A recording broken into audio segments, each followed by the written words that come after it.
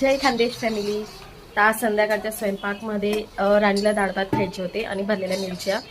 पण तिच्या जिजूंना डाळ भात नाही खायचा होता, त्यांना कारल्याची भाजी खायची होती. मग आम्ही सगळं मिक्स बनवून दिलं. तर डाळ तिची झालेली आहे आणि भात पण शिजून झालेला आहे.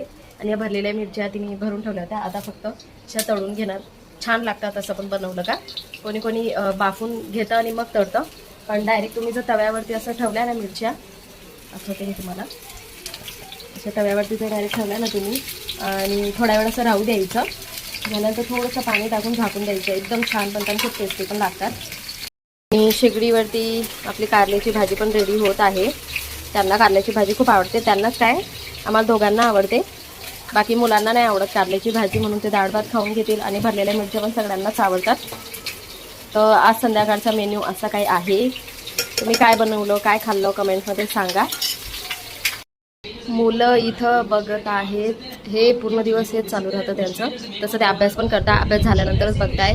काय माहिती काय राहते या व्हिडिओमध्ये, मला काही समजत नाही. मला बिलकुल पण आवडत नाही. बघू शकता 2 छोटल्यावाली मॅडम पण बसली. हात काढ. हो हो हो, बसणारच नाही खालती. ओ मी तर बस, चेअरवरती बस. बस, खालती बसून बघणारच नाही ते. तुमचे पण घरी मुलं मस्ती करतच असतील, असेच असतात. ते पण घरी येऊनच लागले होते. ते कपडे वगैरे चेंज करत होते. म्हटलं चला ते कपडे चेंज करताय तेवढ्यात म्हटलं या मिरच्या बघून घेते. तर मिरच्या पण एकदम छान बनल्या होत्या आणि खरंच खूपच छान बनतात. तुम्ही पण ट्राय करा असंच. इथं आपल्या कारल्याची भाजी पण मस्त ऑलमोस्ट रेडीच होती.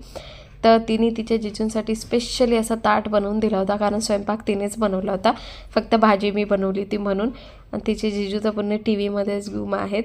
थोड्या वेळ येतात ना संध्याकाळी, तर थोड्या वेळ तर आपण टी व्ही त्यांना बघू देऊ शकतो, तेवढं तर चालतंच.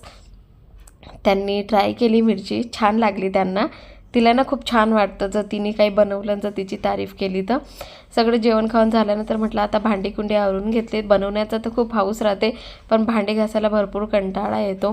भांडी कुंडी सगळं आवरल्यानंतर हाच होता छोटासा मिनी व्लॉग. कसा वाटला कमेंटमध्ये सांगा. आणि मला भरपूर कमेंट येतात की ती तुमची मुलगी का. नाही, ती माझी लहान बहीण आहे.